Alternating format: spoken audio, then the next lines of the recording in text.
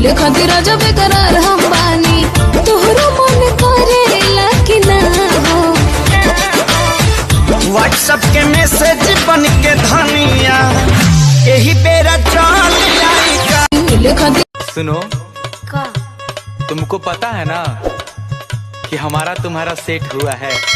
अरे का सेट हुआ है? अभी तो पहली बार भेंट हुआ है। अरे तुम दूसरा कुछ समझ गई। हेलो खट मीठी जवानी के चिखइबू ना बबुआ के खुश करके जाइबू ना यारे यारा में दोबारा फेरू आइबू।